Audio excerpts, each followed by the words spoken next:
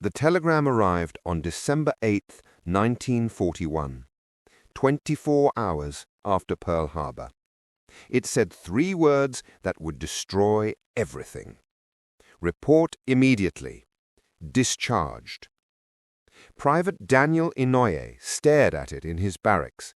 He'd been in the army for exactly 11 months.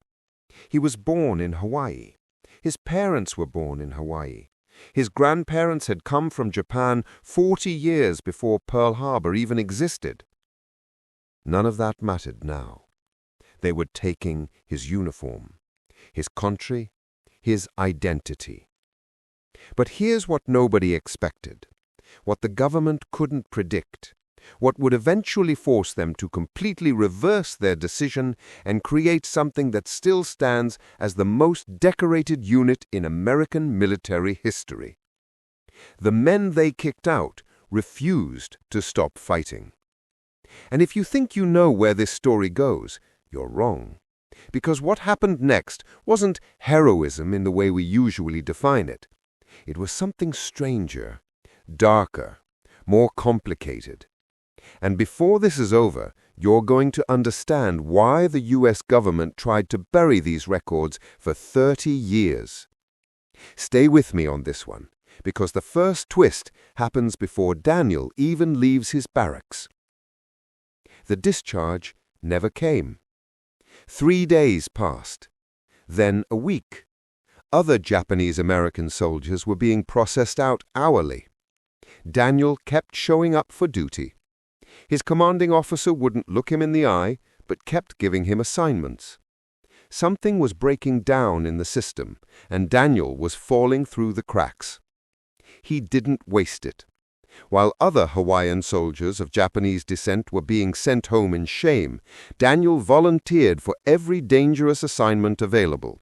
Mine clearing, night patrol. He was testing something, proving something. Not to the army, to himself. Because he'd realized something that would become the foundation of what came next. If they were going to take everything from him, he'd make sure they remembered what they threw away. Then February 1st, 1942 arrived, and everything changed again. The War Department issued a statement that seemed to contradict everything they'd done for the past 8 weeks. Japanese Americans would be allowed to serve, but not really. They'd formed their own segregated unit, the 442nd Regimental Combat Team. Daniel was on the first transport to basic training. Here's where the story gets interesting, and I mean really interesting, because the Army made a decision that still doesn't make sense. They took 4,000 men who'd been labeled enemy alien 2 months earlier, gave them weapons, and sent them to the most brutal combat zones in Europe. Not support roles, not logistics, frontline infantry against the German Wehrmacht. But they didn't send them alone. Every single officer above the rank of captain was white. The Army's message was clear. We'll let you fight, but we'll never let you lead. They were expendable, acceptable losses, political theater to prove America wasn't racist, while Japanese-American families sat in internment camps surrounded by barbed wire and armed guards. The 442nd landed in Italy in June 1944, and their first combat assignment was a place called Suveretto. It wasn't strategic, it wasn't important. It was a test. The Army wanted to see if they'd run. By the end of the first day, the 442nd had pushed 3 miles beyond their objective, taken 200 German prisoners, and suffered 40% casualties. They didn't slow down. They didn't retreat. They moved so fast the rest of the Fifth Army couldn't keep up. Their white commanders sent reports back that read like confusion. These soldiers weren't behaving rationally. They were taking objectives that should have required days in hours. They were volunteering for suicide missions. They weren't showing fear. What the reports didn't say What couldn't be written in military language was simpler and more devastating. These men had nothing to lose and everything to prove, and that made them the most dangerous soldiers on the battlefield. But the real story, the one that still causes arguments in military history departments, didn't start in Italy. It started 6 weeks later in France, and it involved a unit that was about to be erased from existence. Hang with me here, because I need to tell you about the Lost Battalion before we can understand what the 442nd did next. And trust me, if you've heard about this before, you haven't heard what actually happened. October 24th, 1944. The Vosges Mountains in eastern France. Dense forest, German machine gun nests on every ridge, and 211 Texans from the 141st Infantry Regiment completely surrounded. Cut off behind enemy lines with no food, no medical supplies, and ammunition running out. The Lost Battalion. Command had already sent 3 rescue attempts. All 3 failed with heavy casualties. The Germans had the terrain, the position, and time. Standard military doctrine said to wait them out or write them off. The trapped Texans had maybe 48 hours before they'd have to surrender. Then, someone at headquarters looked at a map and made a decision that still gets debated. Send in the 442nd. Here's the thing nobody tells you about this moment. The Texan unit had been vocal about their distaste for the unit they called the Jappies. Requests for segregation. Some of these trapped soldiers had written letters home about how they'd never fight alongside Japs. Now their lives depended on them. Daniel Inouye was a sergeant by this point, leading a rifle squad. When the orders came down, he gathered his men and said something that survivors still remember 70 years later. He didn't give a speech about honor or duty or proving themselves. He said this was about going home. Because here's what Daniel understood that nobody else did. If they succeeded in saving the Texans, they might, maybe, possibly, earn the right to be treated like Americans. If they failed, the 442nd would be disbanded and every soldier would spend the rest of the war in a camp, just like their families. One mission. Everything on the line. The 442nd entered the Vosges on October 26th. Intelligence said the Germans had approximately 5,000 troops in the forest. The 442nd had fewer than 3,000 after their casualties in Italy.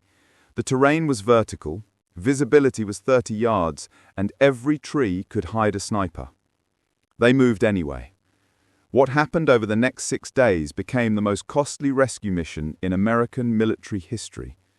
The 442nd didn't go around the German positions, they went straight through them, ridge by ridge, machine gun nest by machine gun nest. When they ran out of grenades, they used bayonets. When they ran out of ammunition, they used German weapons. The casualty rate was apocalyptic. 54% of the regiment was killed or wounded. They were replacing squad leaders every few hours. Companies that started with 200 men finished with 40, and they never stopped moving forward. On October 30th, the 442nd broke through the German encirclement. They'd covered 7 miles through the most defended terrain in France. They rescued 211 Texan soldiers at the cost of 800 Japanese-American casualties. 800 to save 211. The math didn't make sense. The tactics didn't make sense. In any rational assessment, the mission was a catastrophic failure that happened to technically succeed. But something changed after the Vosges. Something quiet.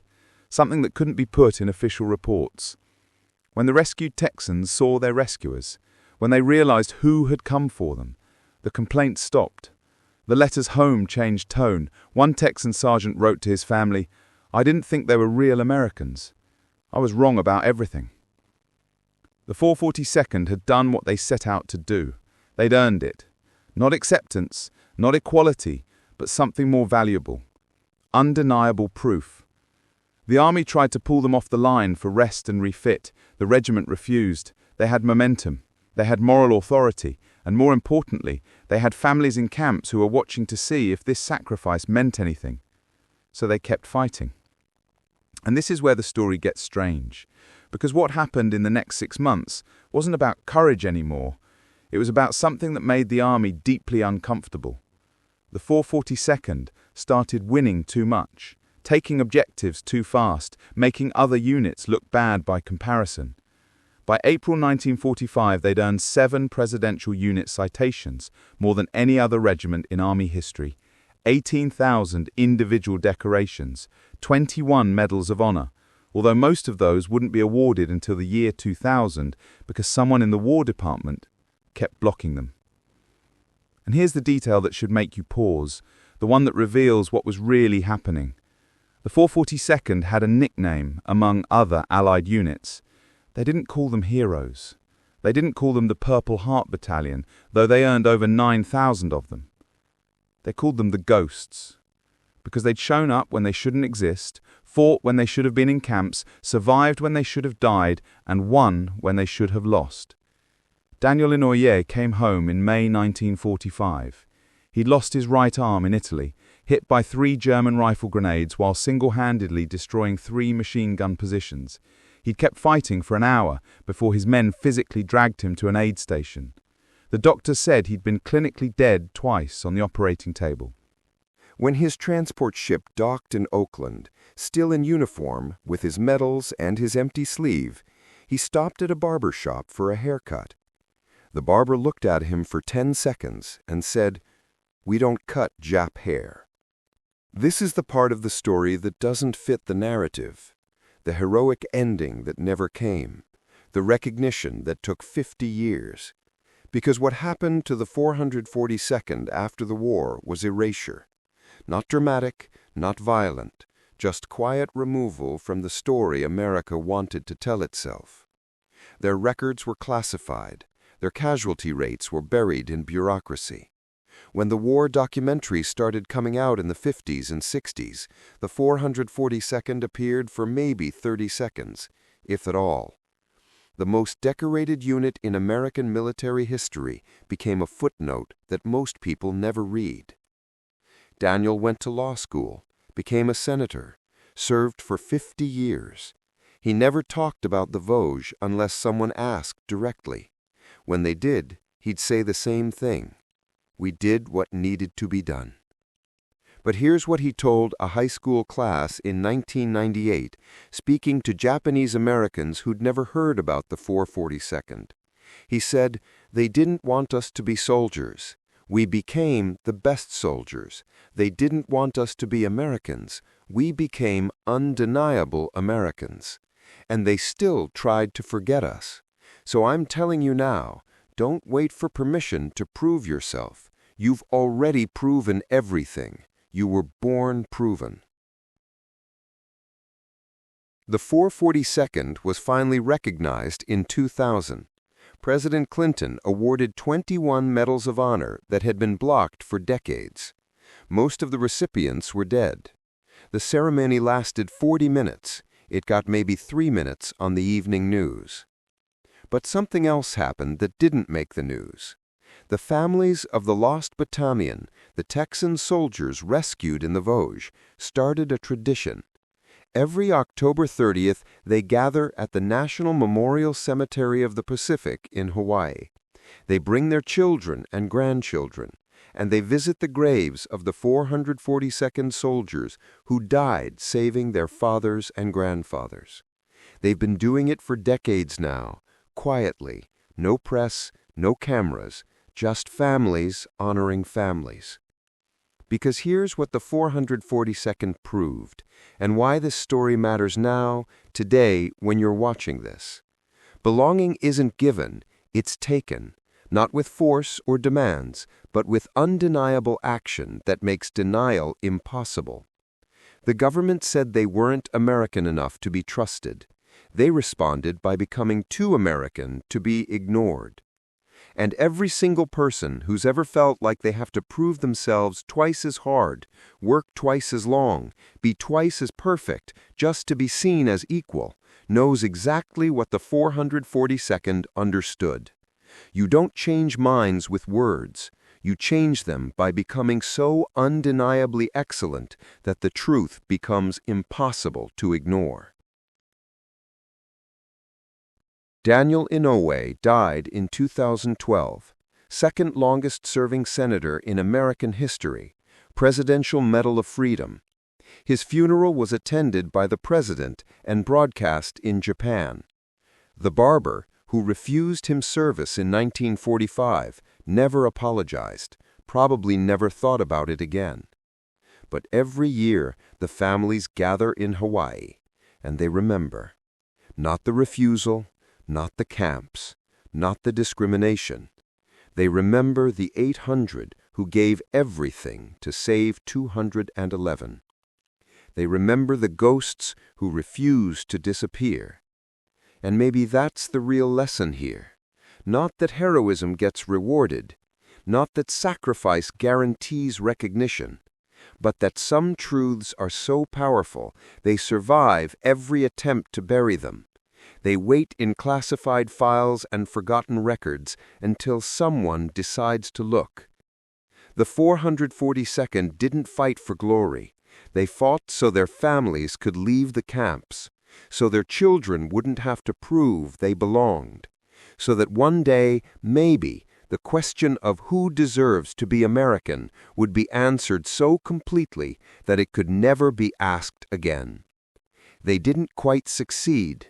The question still gets asked, but every time it does, someone, somewhere, remembers the ghosts, and the answer becomes a little bit harder to deny.